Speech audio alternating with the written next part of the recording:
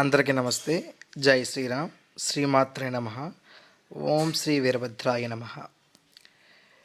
Prasad positive vlogs ఛానల్కు స్వాగతం, సుస్వాగతం. నా ఛానల్ చూస్తున్న ప్రేక్షకులకు మరియు సబ్స్క్రైబర్లందరికీ కూడా నా హృదయపూర్వక నమస్కారములు.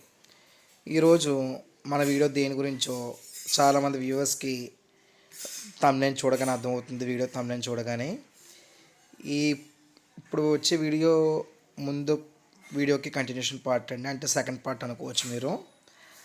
ఇక్కడ నుండి కూడా ఒక 5 to 6 వీడియోస్ అన్నీ కూడా శివరాత్రి తర్వాత ఏం జరిగిందనేవే అన్నీ కూడా వ్లాగ్స్ రూపంలో అయితే పెడుతూ జరుగుతూ ఉంటుంది. అయితే మనకు అద్దె అడ్రస్ వచ్చి చాలామంది అడుగుతూ ఉన్నారండి. ఇక్కడ మీకు స్క్రీన్ పైన డిస్ప్లే అవుతుంది కదండి, G+1 colony, Ramayya hall, Palakollu, పశ్చిమ గోదావరి జిల్లా. మీకు ఏమైనా డౌట్స్ ఉంటే కనుక నేను స్క్రీన్ మీద డిస్ప్లే చేసిన నెంబర్స్కి మీరు కాల్ చేయొచ్చు, ఇంకా వాట్సాప్లో మెసేజ్ చేయొచ్చు. ప్రశ్న అనేది పౌర్ణమి ఒకరోజు అని చెప్పేసి నేను వీడియో డిస్క్రిప్షన్ కింద కూడా ఇస్తున్నాను. ఇంకా చాలామంది ఫోన్స్ అయితే చేస్తున్నారు. దయచేసి ఒకసారి వీడియో కింద డిస్క్రిప్షన్ అయితే చెక్ చేస్తే కనుక మీకు అయితే తెలుస్తుంది. అయితే ఈ వ్లాగ్ వచ్చి శివరాత్రి రోజు జరిగిన వ్లాగ్. ముందు వీడియో చూస్తున్న వాళ్ళకి కంటిన్యూషన్ పార్ట్ అయితే అర్థమవుతుంది. ఇంకా మన ఛానల్ని ఎవరైనా చూడకపోయినా, ఫస్ట్ టైం చూస్తున్నా, సబ్స్క్రైబ్ కాకుండా చూస్తున్నట్టయితే కనుక please subscribe to our channel. మీరు బెల్ ఐకాన్ యాక్టివేట్ చేసుకుంటే నేను పెట్టే ప్రతి వీడియో కూడా మీకు నోటిఫికేషన్ రూపంలో అయితే వస్తుంది. సో మీరు అనేది వీడియో ఈజీగా చూడొచ్చు. అండ్ చూసిన ప్రతి ఒక్కరు కూడా మన వీడియోకి లైక్ చేసినట్టయితే కనుక మీలాంటి మరి కొంతమందికి ఈ వీడియో అయితే చేరుకునే అవకాశం ఉంటుంది. మీరు నాకు ఇండైరెక్ట్గా హెల్ప్ చేస్తూనే అవుతారు. అలాగే ఈ వీడియో చూసిన ప్రతి ఒక్కరు కూడా మీ అభిప్రాయాన్ని ఏంటనేది కమెంట్ అయితే చేయండి. మీకు ఇటువంటి సంబరాలు ముందు చూసారా, లేక ఇదే ఫస్ట్ టైమా, మీలో ఎవరైనా చేసుకుంటున్నారా, ఎక్కడ చేసుకుంటున్నారు, మీరు ఎక్కడి నుంచి చూస్తున్నారు, నా కమెంట్ అయితే పెడితే కనుక కొంచెం హ్యాపీగా అయితే ఫీల్ అవుతాను. మరి కొన్ని వీడియోస్ లాంటివి చేయడానికి అయితే నాకు కొంచెం బలంగా అయితే ఉంటుంది. అయితే ఇప్పుడు వీడియోలోకి వెళ్ళినట్టయితే కనుక మన ముందు వీడియో కంటిన్యూషన్ పార్ట్ అయితే జరుగుతుందండి. ఇక్కడ ఇది ఇంకా మన గద్దె దగ్గర అయితే చేస్తూ ఉన్నాం సంబరాన్ని. ఆ కంటిన్యూషన్ పార్ట్ మొత్తం కూడా మీరు ఎక్కడ కూడా స్కిప్ కాకుండా చూస్తారని ఆశిస్తున్నాను. వీడియో అయితే ఒక 20 minutes ప్లస్ అయితే ఉంది, కానీ ఎక్కడ కూడా మీకు అయితే బోర్ అయితే కొట్టదు. మధ్యలో నేను వీరన్ బాబు ఎవరనేది కూడా ముందు వీడియోలో అక్కడ చెప్పలేదు కదా, అసలు వీరభద్రుడి జన్మం ఎలా జరిగింది అనేది ఈ వీడియోలో అక్కడక్కడ చెప్తూ ఉంటాను. కాబట్టి వీడియో ఎవరు కూడా స్కిప్ కాకుండా ఫస్ట్ నుంచి లాస్ట్ వరకు చూడండి.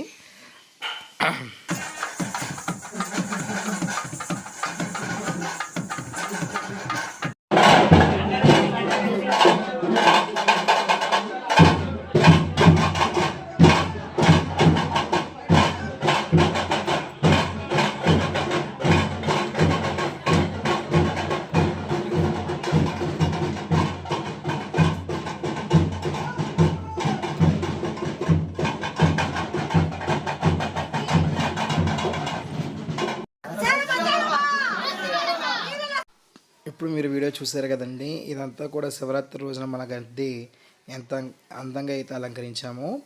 ఇక్కడ నుంచి పైనుంచి కిందకి సంబరం ఎలా పడుతుంది అనేది చెప్పేసి ఈ దాంట్లో అయితే ఫుల్ వీడియో అయితే ఉందండి. ఇక్కడ చూసారు కదా, మనం ముందు దేవుడిని అయితే తీసుకెళ్ళాం ముందు వీడియోలో, ఆ తర్వాత కనబడే వాళ్ళందరినీ ఏ విధంగా అయితే తీసుకెళ్తున్నాం అనేది మీకు ఈ వీడియోలో స్పష్టంగా అయితే తెలుస్తుందండి. మీకు శివరాత్రి చెప్పుకునే కదా, మనం ప్రొద్దుటే ముహూర్తం చేసిన తర్వాత దేవుని బాజా భజనతులతో మన పళ్ళతో అయితే పెట్టుకోవాలండి. చాలామంది అంటే వేరే సంబరాల్లో ఏం చేస్తున్నారంటే డైరెక్ట్గా పళ్ళెంలో విభూతి పండు అనేది పెట్టేస్తున్నారు దేవుణ్ణి. అలా అయితే పెట్టకూడదండి. పళ్ళెం వేసిన తర్వాత దేవుడి దగ్గర తువ్వాలు వాడతారు కదా, కొంతమందిని నేత తువ్వాలు అంటారు, కొంతమంది తెల్ల తువ్వాలు అంటారు, కొంతమంది అంగోస్త్రాలు అంటారు. అవి వేసి దానిపైన సేర్ సాల్ట్ బియ్యం, అంటే కేజీ మీద ఒక గుప్పుడైనా ఎక్కువ ఉండేలాగా బియ్యం పోసి దానిపైన తమలపాకు పెట్టి ఆ తర్వాత ఈ విభూతి పండు మనం పెట్టాలి. అయితే మన గద్దెలో ఉన్న ఆచారం ఏంటంటే పూర్వం నుంచి కూడా బొమ్మలు అయితే పెడతారు. అంటే పూర్వం చంద్రగండి బొమ్మలు ఉండేవండి, అవి ఇప్పుడైతే అవైలబుల్లో లేవు కాబట్టి కొంతమంది సిమెంట్ బొమ్మలు పెడుతున్నారు, కొంతమంది ఏమో ప్లాస్టిక్ రబ్బర్ బొమ్మలు అయితే పెడతారు.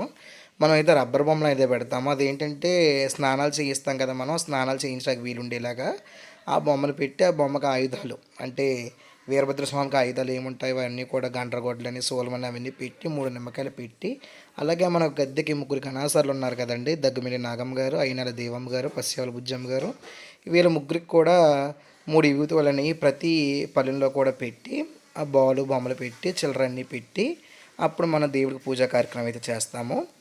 అలాగే పల్లెలు అందరూ కూడా సర్దుకుంటారు. ఇక్కడ మీరు చూస్తున్నట్టయితే కనుక మనకు సంబరం అయితే బయలుదేరుతుందండి. ఇక్కడ మీరు చూసారు కదా, మన గురువు గారికి నాకు అయితే దండలు అయితే వేశారు, బుజ్జమ్మ గారికి దేవమ్మ గారికి. ఇక్కడ నుంచి సంబరం అనేది బయటకు వెళ్తుందన్నమాట. సంబరం బయటకు వెళ్ళే ముందరే మొత్తం కనబడే వాళ్ళందరికీ మీరు నడవని చూస్తే కనుక టవల్స్ అయితే కట్టి ఉన్నాయి కదా, టవల్స్లో నిమ్మకాయలు అయితే వేసి దాన్ని నడుం కట్టి అంటాం. అలాగే చేతికి కూడా చేతి కట్టలు అయితే కడతామండి.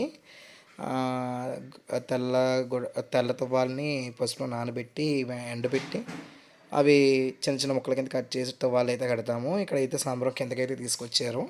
ఇక్కడ దేవుళ్ళందరూ కూడా వారి వారి తల్లిదండ్రులను, అన్నయ్యలు, తమ్మును, అక్క చెల్లెలను అందరూ కూడా పట్టుకునే కాసేపు పాపం వాళ్ళకు కూడా బాధ ఉంటుంది కదండి. కొంతమంది ఏడుస్తూ ఉంటారు, కొంతమంది ఏమో ఆనందంతో ఆడుకుంటూ ఉంటారు. ఇక్కడ అయితే అదే జరుగుతుంది. ఇదంతా కూడా పైన గద్దెలో నుంచి కిందకి దేవుడు వచ్చిన తర్వాత జరుగుతున్న సంబరము చూడండి.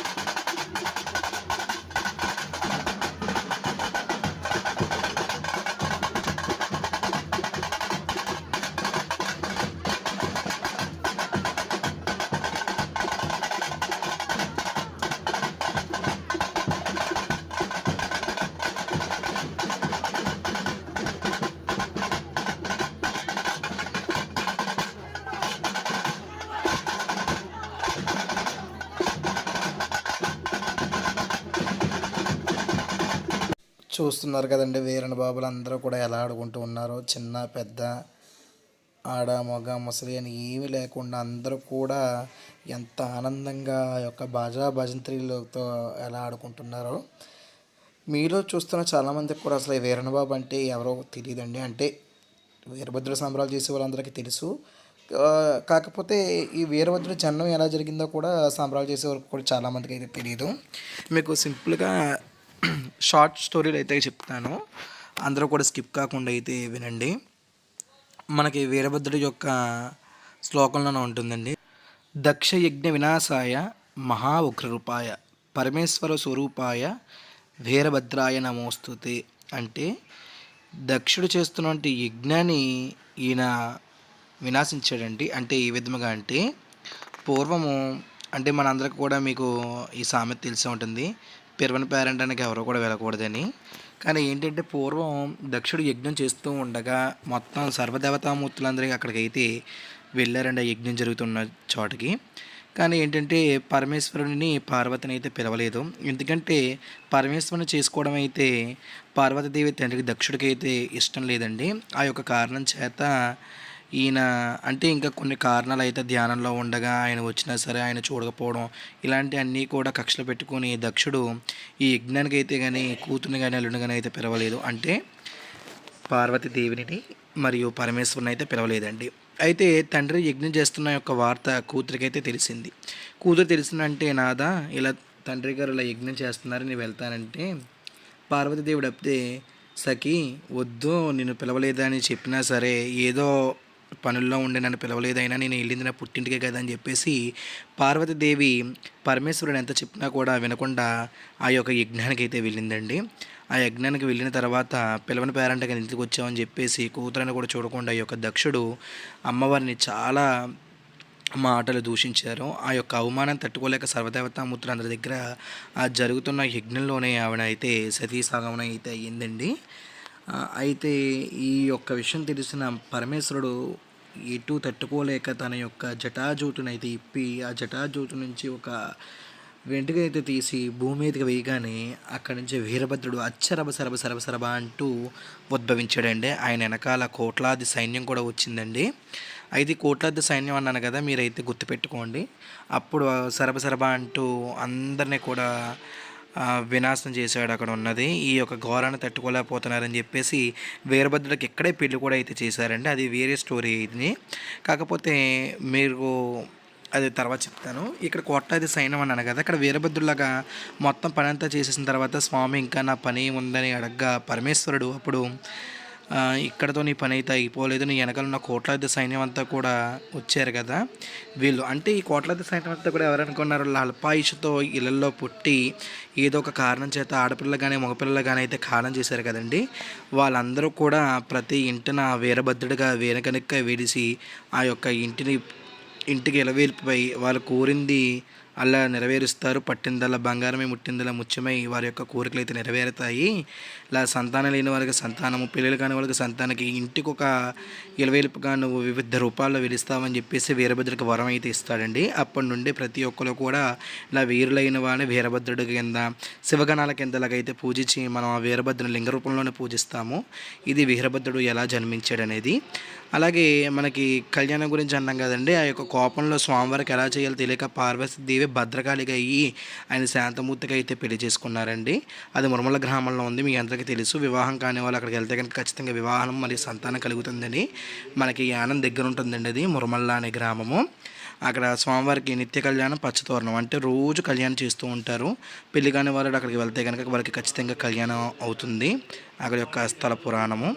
అయితే మనం ఇప్పుడు వీడియోలోకి వచ్చినట్టయితే కనుక వీడియో మన గద్దె దగ్గర నుంచి అయితే ఇప్పుడు ఫస్ట్ ఇక్కడ దుర్గం కూడా అయితే ఉంటుందండి ఎడ్ల బజార్లో. మాకు అక్కడ చలివిడి పానకాలు అయితే ఇచ్చి సాంబ్రం ఫస్ట్ అక్కడికి అయితే తీసుకెళ్తాము. ఇక్కడ కనకదుర్గం గుడిలోనే ఉంది. వీరన బొమ్మలందరూ ఏ విధంగా ఆడుకున్నారో ఇక్కడైతే చూడండి.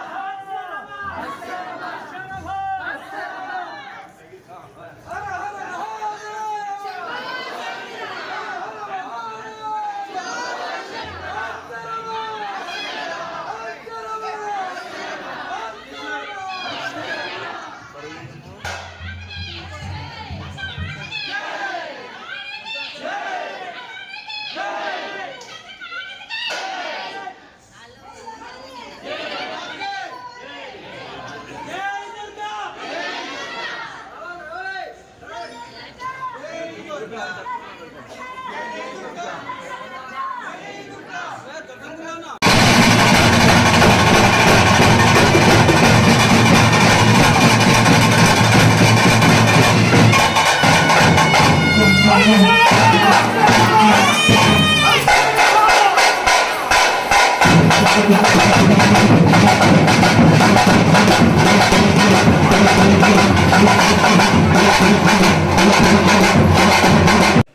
ఇంటి దగ్గర గుమ్మడికాయ తీసుకొని బయలుదేరిన సంబరం నడుము వీధుల్లో అంటే 4 వీధి టర్నింగ్‌లోని నడి వీధులు అంటే 4 వీధులు కలిసి ఉంటాయి కదండీ! 4 రోడ్ జంక్షన్‌లు అంటాం కదా! అలాంటి ఇట్లలో కొబ్బరికాయలు కొట్టుకొని ఇలా మనకి ఊర్లో ఉన్న గ్రామదేవత గుళ్ళకని వెళ్ళి చలివిడి, పానకం, వడపప్పు, గాజులు, పసుపు, కుంకుమ, పువ్వులు, చీర, జాకెట్లు, కొబ్బరికాయ అయితే సమర్పించి సాంబ్రాణి ధూపం అయితే వేసి ఇలాగ స్వామివారికి అదే అమ్మవార్లకు మనకి ఎంతమంది వీరన బాబులు ఉన్నారో వాళ్ళ బెత్తాలనేవి చూపించి మన గద్దెలో ఉన్న విభూతి పుల్ల అయితే చూపించుకుంటూ అలా ప్రతి ఒక్క గుడికి అయితే వెళ్ళాలండి. మా పాలకొల్లో అయితే 13 మంది గ్రామ దేవతలు ఉన్నారు. అలా ప్రతి ఒక్క గుడికి కూడా మేమైతే తిరుగుతామండి. ఇలా వీరన బాబులతో తీసుకెళ్ళి చేతుల్లో ఆడుతున్నారు చూసారా, అవి బెత్తాలు అంటారు, పేగ బెత్తాలు అంటారు. ఆ బెత్తాలన్నీ కూడా మరియు శూలాలని అమ్మవారి యొక్క పాదాల దగ్గర పెట్టి మళ్ళీ తీసుకోవడం అయితే జరుగుతుందండి. ఇలాగ ప్రతి ఒక్క గుడికి వెళ్ళి ఇలాగ వీరన బాబులు వాళ్ళకి ఇష్టం వచ్చినట్టుగా బాజా భజంత్రులు మేళాలకు తగ్గట్టుగా వాళ్ళు ఆడుతూ హాయిగా ఉంటారు. వీళ్ళు మనకి ప్రశ్న చెప్తూ ఉంటారు కదా, ప్రశ్న అనేది ఏంటనేది మీకు ఒక వీడియోలో పెడతాను. ఎన్ని రకాల అప్పుడు ఇదివరకు ఇచ్చే హారతుల కంటే ఇప్పుడు కొంచెం అయితే మారినాయండి. అవి ఎన్ని రకాల హారతులు ఇస్తున్నాం, ఎలా ఇస్తున్నాం, ఎప్పుడు ఇస్తాము, ప్రశ్న ఎప్పుడు చెప్తాము అనేది మీకు నెక్స్ట్ వీడియోలో చెప్తాను. కాబట్టి ఎవరు కూడా మన ఛానల్ని సబ్స్క్రైబ్ చేసుకోకుండా ఉండకండి. వీడియో చూస్తున్న ప్రతి ఒక్కరు కూడా మన ఛానల్ని అయితే సబ్స్క్రైబ్ చేసుకోండి. మీరు ఎవరైనా ఫస్ట్ టైం చూస్తున్నా లేక సబ్స్క్రైబ్ కాకుండా చూస్తున్నా కింద ఉన్న బెల్ ఐకాన్ అయితే యాక్టివేట్ చేసుకోండి. సో నేను పెట్టే ప్రతి వీడియో కూడా మీకు నోటిఫికేషన్ రూపంలో అయితే వస్తుంది.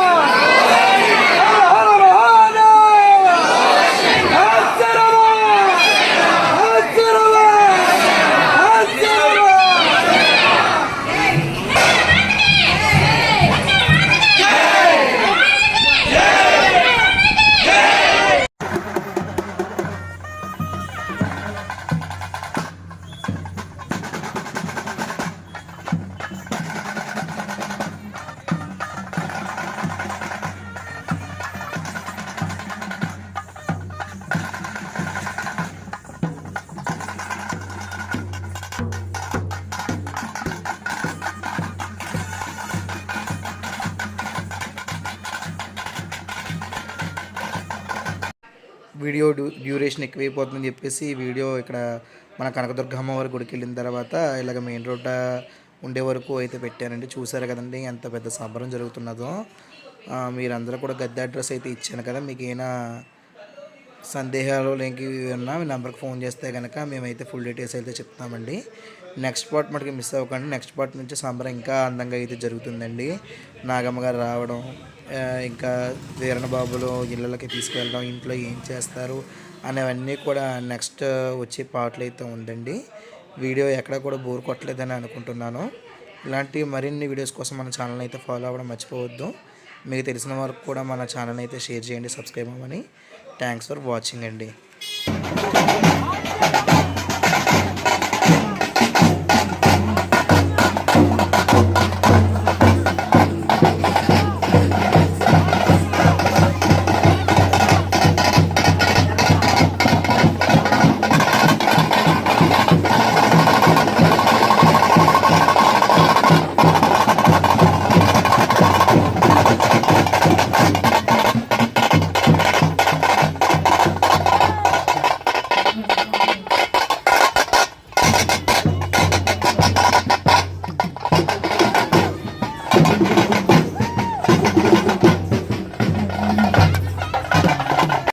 చూసారు కదండి వీడియోలో ఇక్కడైతే కొబ్బరికాయలు తీశారు. అలా నడివీధులు ఎక్కడున్నా సరే ఇలా కొబ్బరికాయలు తీసుకుంటూ కొంతమంది అయితే నిమ్మకాయలు కూడా తీసుకుంటారండి. ఇలా స్వామివారికి ఇలాగ దిష్టి తీసుకుంటేనే సంబరం అయితే తీసుకువెళ్ళాలి. ఇంకా మరిన్ని వీడియోస్ కోసం మన ఛానల్ని అయితే ఫాలో అవ్వండి.